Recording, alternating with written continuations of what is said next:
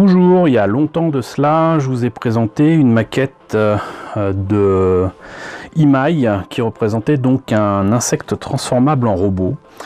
Un insecte que vous connaissez peut-être à cause de la collection G1 Transformers des Insecticans Deluxe. Et donc je vous ai présenté cette maquette, donc vous verrez le lien ici. Et donc vous pourrez découvrir l'unboxing si vous le voulez. Reste que je me suis dit, tiens, je suis retombé dessus, tentons un truc, tentons de montrer ce que je peux faire avec des maquettes entre guillemets simples ou un peu vieilles comme celle-là. Et donc ce que je vous propose, c'est de découvrir ce que j'ai pu faire autour de cette maquette assez rapidement avec mes méthodes de post-it, de masquage et tout ça. Et vous rappelez que donc avec certaines bombes de peinture, vous pouvez fortement, pas améliorer, mais accélérer les choses concernant le montage ou la réalisation d'une maquette. Donc je vous montre pas les petites pièces, quoique si en fait il y a certaines pièces donc que j'avais déjà commencé à monter et que j'ai peint du coup avec cette bombe de peinture Army Painter, donc avec ce qu'ils appellent du Wolf Grey. Mais surtout j'ai commencé par les ailes qui, comme vous voyez, donc sont en doré chromé, et ça je vous en ai parlé assez souvent. Et donc en fait j'ai bien évidemment utilisé le doré chromé que je trouve régulièrement en ce moment à Action. C'est pas toujours le cas, on n'en trouve pas toujours. Donc si vous en voyez, prenez-le, comme vous voyez, donc le résultat est quand même assez sympathique. Pour le reste, j'ai donc peint certaines pièces en marron, donc toujours avec du Army Painter. J'ai peint l'intérieur de certaines pièces en noir, toutes les pièces en fait. Je les ai peintes en noir parce que certaines seront, on verra l'intérieur des pièces, donc il n'est pas question de laisser le plastique apparent. Donc là, du noir mat de chez Army Painter, là encore du marron. Et sinon pour les pièces qui étaient bleues, j'ai utilisé du Macrage Blue que j'ai acheté dans un lot que des amis qui avaient une boutique de jeux vidéo et de jeux de rôle se débarrassaient. Donc voilà, coucou à Gélios d'ailleurs, Gélios c'est le seul à en avoir profité avec moi. Mais donc du Macrage Blue, et donc c'est en faisant le masquage du pauvre entre guillemets que je me suis dit qu'il faudrait peut-être quand même que je vous montre ça avant de le terminer. Mais donc ça, ce n'est qu'un début. C'est-à-dire que si certaines pièces ne sont pas entièrement peintes, c'est exprès. C'est-à-dire qu'en fait, j'ai préparé les pièces rapidement, notamment avec le noir. Et après, de toute façon, il y a des choses qui devront être poncées, des choses qui devront être reprises. Donc de toute façon, comme par exemple ici. Voilà, que je vous montre un petit peu ce que ça donne avec la tête, qui m'a justement un peu pris la tête. Donc du marron, du Wolf Grey pour l'antenne, et pour les yeux, enfin pour la face, j'ai mis du blanc d'abord, et ensuite du vert transparent de chez LR. J'ai trouvé ça intéressant de l'utiliser, même si je trouve ça moins probant que ce que j'utilise d'habitude en Real Touch Marker ou en Gundam Marker. Mais je me suis dit, allez, on va utiliser les peintures LR que je vous ai montré ces derniers temps. Et je me suis rappelé que j'avais acheté aussi du vert transparent il y a très longtemps, quand j'étais encore sur Paris, et ça fonctionne encore. À l'œil nu, c'est pas génial. Là, à l'écran, je trouve que ça rend pas mal. Mais voilà, ça c'est la tête donc de cette espèce d'insecte, avec apparemment une articulation au niveau du buste, qui va nécessiter pour moi très clairement des modifications, parce que ça n'a rien à voir avec les dessins du dessin animé apparemment Beatrice. Voilà, ça c'est un exemple en tout cas de ce que j'ai fait rapidement en première étape. Et sinon, vous voyez là, ça c'est l'arme de ce Beatrice, et il y avait deux trous énormes. Et j'ai utilisé en fait du mastic plastique, alors pas de chez Prince Auguste, mais de chez Valero je crois, pour pouvoir boucher ça. Et j'ai fait ça assez rapidement, et j'ai lissé ça au doigt mouillé. et ça passera très bien, mais sur le coup je pensais que les trous avaient une utilité, mais c'est pas le cas, et donc ça m'a un peu énervé, donc j'ai rebouché ça et puis je repeindrai ça de toute façon. Voilà, mais notez bien que l'effet donné dessus correspond à ce qu'on voit sur l'illustration de la boîte. Par contre, vous noterez que ce qu'on a en pièces et ce qu'on a sur l'illustration, ça fait deux choses, hein. C'est absolument affreux à quel point c'est menteur là. Là c'est quasiment un cylindre, là c'est pas le cas, là ça devrait être un peu plat, ça ne l'est pas.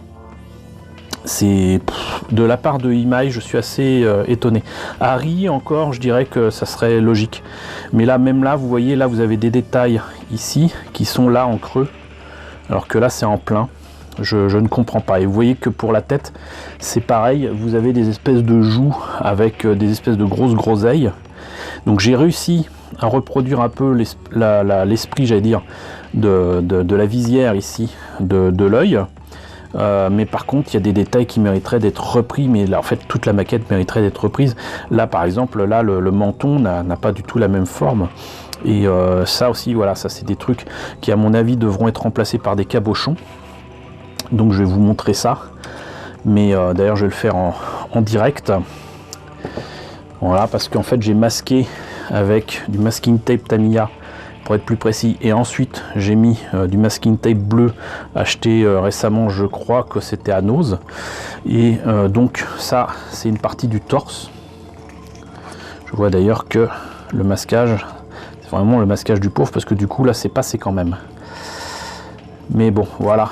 Donc ça n'aurait pas dû faire ça, mais là donc vous avez le masking tape Tamiya entre guillemets plus professionnel, plus propre, mais surtout beaucoup plus cher. Mais en prenant du masking tape de chez Action, celui qui est violet ou jaune, ou celui-là qui est bleu que j'ai trouvé à Nose, vous évitez de dépenser trop d'argent sur du masking tape qui est vendu au prix de l'or en France, et ça c'est pas franchement raisonnable.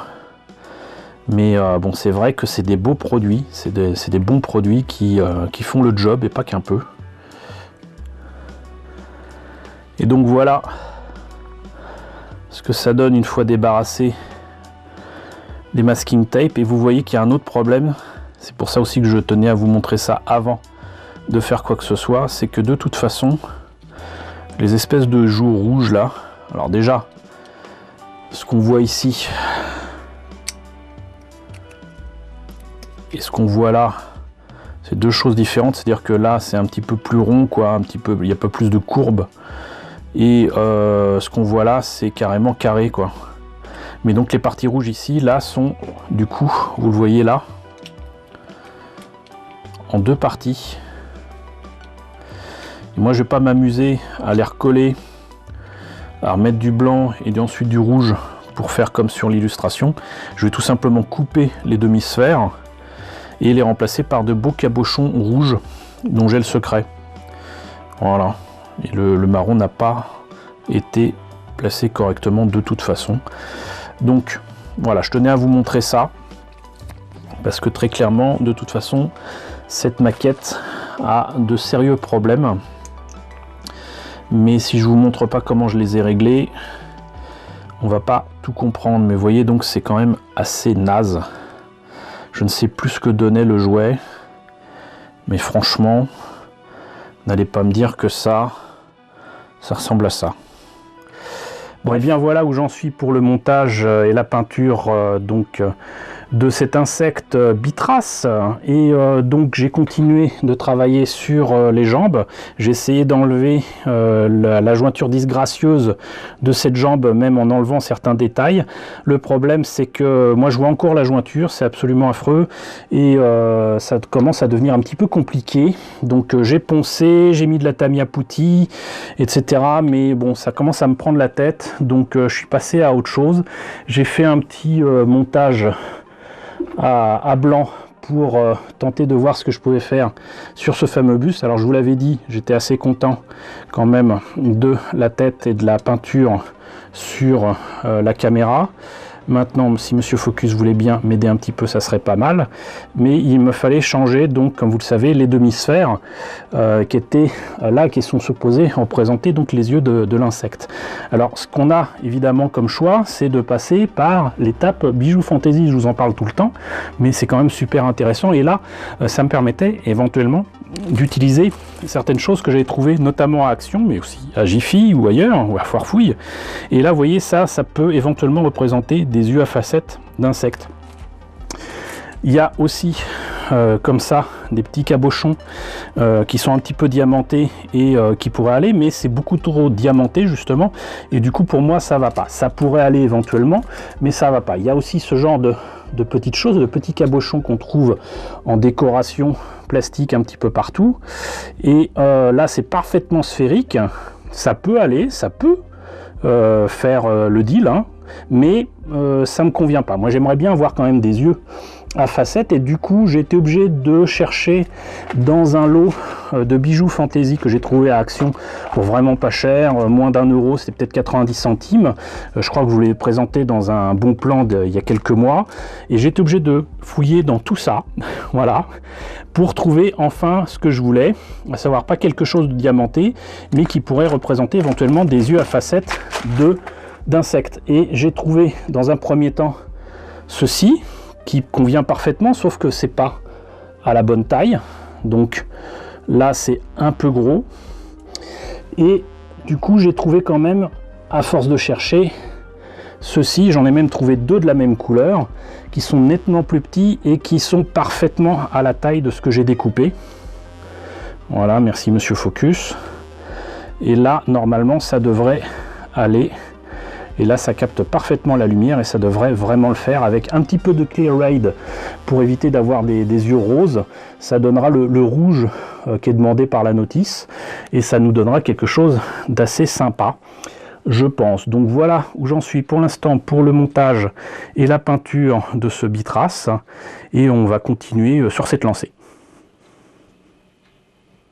Alors j'ai pas mal avancé sur ce Bitrace là, et le fait est que mon idée de faire les yeux a fait son petit bonhomme de chemin, sauf que plus je regardais les documents originaux, plus je me disais qu'il fallait que ce soit des cabochons qui ne soient pas avec d'autres petites perles dessus, qui ne rappellent pas par exemple un œil à facettes d'une abeille ou d'une mouche. Donc j'ai quand même mis ça, et ça rend pas mal. Ça rend pas mal. Par contre, il va falloir que je remette de la peinture, parce que là, vous voyez que la colle a un petit peu dépassé. J'ai été obligé d'utiliser de la super glue, ce que je ne fais jamais. Je confirme que la tête ne ressemble strictement pas du tout au modèle original, ce qu'il y a sur les dessins, ou même le jouet. Voilà. Je vous fais donc là une petite comparaison avec des images que vous voyez là en ce moment même ici. Donc là, vous voyez le dessin original. Ensuite, nous allons passer au jouet. Vous voyez que ça n'a strictement rien à voir. Les ailes, elles étaient comme ça déjà sur le jouet, et c'est pas pratique du tout à placer, mais bon, c'est fait. J'ai mis, j'en ai pas parlé tout à l'heure, mais j'ai mis du chrome molotov sur les bords de griffe ici. Ça rend pas trop mal malgré les pièces, et puis sinon le bide est toujours aussi gros, donc bof. Pour les jambes, aussi bien que pour les bras d'ailleurs, j'ai galéré avec ces pièces là, parce qu'il fallait d'abord mettre ces pièces là dans un petit bitouniou ici, ensuite de mettre l'autre truc ici qui est articulé en plus, une fois que c'était collé, en évitant que la colle ne colle cette partie là. Après il fallait faire en sorte que la colle qui est ici ne colle pas la partie qui est en dessous. Ensuite il a fallu poncer.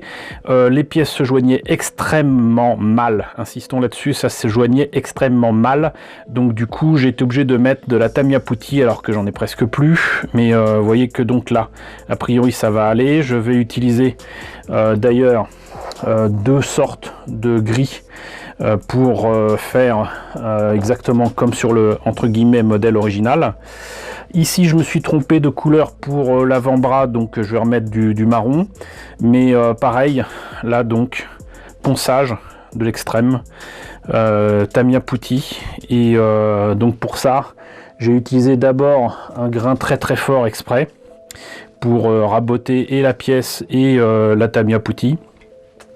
Et ensuite évidemment du papier de verre, enfin papier abrasif beaucoup plus fin pour faire les choses correctement. Et là je peux même vous faire un montage à blanc de l'engin, supposé que j'y arrive, parce qu'en fait les bras, il faut presque les enfoncer entièrement pour que ça tienne.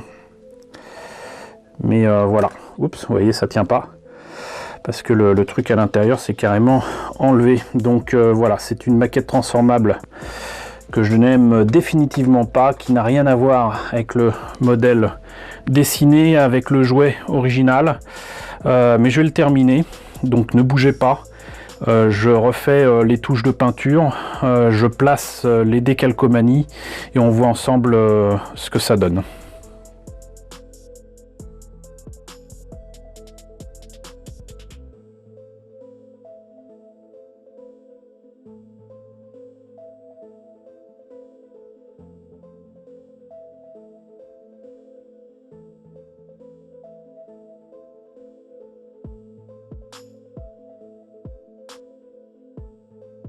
Bon, et ben voilà, j'ai terminé. Je vous avoue que si ça n'avait pas été pour terminer cette vidéo, vous le présenter terminé, je l'aurais certainement laissé de côté parce que ce truc là m'a énervé jusqu'au bout. J'ai, comme vous le voyez ici, d'ailleurs pris pas mal de pots de peinture Citadel en me disant bon bah il y a une variété de gris qui va être intéressant. Figurez-vous que aucune de ces peintures, bon peut-être aussi parce que c'est pas des peintures de base mais des layers, c'est pas fait pour entre guillemets, aucune n'a réussi à repeindre correctement les parties grises. Le plus rigolo c'est que j'étais obligé en fait d'utiliser un de ces pots que j'ai récupéré dans des maquettes LR ou Revell, je ne sais plus. Et donc cette peinture light gray, donc gris lumière, c'est indiqué ici, était parfaite. Voilà, elle a parfaitement rempli son rôle, elle couvrait parfaitement la surface. Elle était un peu pâteuse, un peu grossière au départ, mais en fait elle s'est tendue parfaitement sur la surface de la maquette. Et donc du coup je regrette de ne pas savoir exactement d'où sort ce pot. Ça fait partie des nombreux pots que j'ai mis de côté et que je comptais utiliser éventuellement pour faire des jus ou des trucs comme ça. Mais au final ça a rendu son office tranquillement, contrairement aux nombreux pots qui sont là. Sinon, comme je vous l'ai dit, donc j'ai remplacé les yeux, en tout cas ce qui était supposé être les yeux, par des cabochons, et ça rend toujours aussi bien. Par contre j'ai mis les décalcomanies et pas tout, parce qu'en fait le jaune notamment a commencé à se désagréger quand je les manipulais, et donc j'ai pu mettre notamment un truc là sur le bras ici, mais l'autre non, ça s'est mis en pâté aussi. Là ça allait, et au final le reste je l'ai pas utilisé parce que je me suis dit que ça allait m'énerver, et ça m'énervait. Donc tout ce que vous voyez là je vais le garder, et tant mieux, puisque bon des trucs comme ça on n'en voit pas souvent, donc ça devrait me permettre de décorer éventuellement des vaisseaux extraterrestres, des trucs comme ça. Donc je n'ai pas utilisé toutes les décalcos, vous m'en excuserez. Et donc voilà le résultat. En fait je pense que je m'en serais mieux tiré avec de la peinture, mais je tenais quand même à essayer pour voir ce que ça donnait, tout simplement, hein. Mais ça va même pas avec les lignes qui sont sur la pièce en creux, et ça dépassait même de la pièce en plastique. J'ai dû découper au plus près pour que ça aille là sur les côtés. Et sinon, donc pour placer ces décalcos, avant que j'oublie, autant vous le dire, j'ai mis en fait du vernis brillant, parce que je me suis dit que j'allais pas prendre de risque avec cette maquette. J'ai pas fait la totalité de la maquette en brillant, ça rimait à rien, donc je l'ai fait ici, je l'ai fait ici, je l'ai fait sur les épaules, je l'ai fait ici sur la hanche, je l'avais même fait aussi sur les genoux, mais au final j'ai pas utilisé. Et tout ça parce que en fait quand vous placez des calcomanies, il vaut mieux quand même s'assurer que ce soit sur une surface, j'allais dire glissante. Le mat, en fait, la peinture mat, c'est une peinture irrégulière avec une surface qui est irrégulière, ce qui fait que la lumière passe dessus et donne donc cet aspect mat. Quand vous avez quelque chose de brillant, en fait, la surface est beaucoup plus régulière, un peu comme un miroir, si vous voulez. C'est toutes les différences que vous auriez avec, par exemple, du sable et un miroir. Voilà. Ça permet de placer les décalcomanies plus facilement, et le truc en fait c'est après, une fois que vous avez terminé, vous en plus vous faites en sorte que le décalco ne s'en aille pas après, quelle que soit la qualité de la colle qui est encore dessus, vous remettez du vernis mat ici, c'est ce que j'ai fait, et donc vous voyez en gros on devine qu'il y a un décalco qui a été utilisé, mais il n'y a même pas de silvering ni rien, ça c'est pas trop mal. Mais sinon, si on regarde de plus près, on voit qu'il y a quand même des morceaux qui sont pas passés. Et avant de vernir, par contre, j'avais mis de l'assouplissant. D'ailleurs, mauvaise surprise, je l'avais fait en début de soirée et le lendemain, mais genre en début d'après-midi, donc plus de 12 heures après l'avoir fait, largement plus de 12 heures, c'était encore un peu poisseux. Donc j'ai dû le mettre au soleil en bord de fenêtre, en espérant que les chats ne jouent pas avec. Et ça a fini par sécher.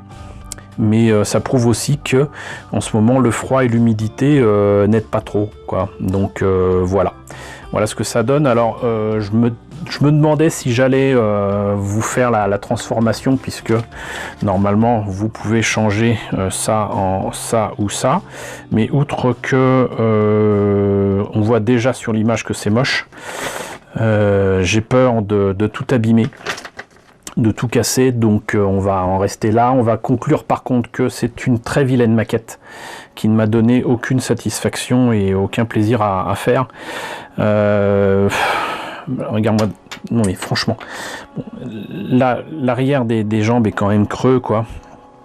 Le fait que les ailes se mettent sur le côté, mais enfin c'était comme ça aussi pour le jouet qui est 2 fois plus gros, facile, empêche les bras d'être rabaissés complètement. Et je le rappelle, hein, mais que ce soit l'arme, les bras, n'importe quoi, c'est absolument pas ce qu'on voit sur l'illustration. Les épaules, c'est pas la même chose. Les bras, c'est pas la même chose. C'est une déception à tous les niveaux. Et du coup, je me dis que de toute manière, très certainement, les autres maquettes, les autres collections de Bitras sont certainement du même acabit, que ce soit pour, je crois que c'est un bousier, je sais plus, ou la sauterelle. Je les ai en jouet, hein, de toute façon, donc voilà. Mais je confirme que je ne vous conseille pas cette maquette. Mais je suis quand même bien content de l'avoir terminée. Et même si on ne pourra pas profiter des jolies ailes dorées chromées dessus, voilà ce que ça donne. Et donc du coup, à l'occasion, ça me permettra de montrer cette maquette terminée aux côtés de son grand frère en jouet, un jour, sait-on jamais. Voilà, donc écoutez, se termine ici le montage que vous avez pu suivre pas à pas de cette maquette, donc du Bitziguna. J'espère que ça vous a intéressé. C'était un peu long, mais au moins vous avez eu la totalité des étapes. N'hésitez pas à me dire ce qu'il en est dans la section commentaires, n'hésitez pas à liker, n'hésitez pas à partager, n'hésitez pas à vous abonner si ce n'est pas déjà le cas. Coucou aux nombreux abonnés qui nous ont rejoints ces derniers temps, bienvenue ici. Coucou aux grands anciens qui me suivent depuis bientôt 4 ans. Merci à tous de votre fidélité. Merci à tous surtout de votre soutien, et je vous laisse avec le générique de fin avec les contributeurs sur Tipeee et sur Paypal. N'hésitez pas à faire partie de ces contributeurs, c'est ce qui m'aide à faire tenir la chaîne. Et je vous dis donc à très bientôt pour le montage, j'espère, d'une maquette beaucoup plus satisfaisante que ce Bitziguna.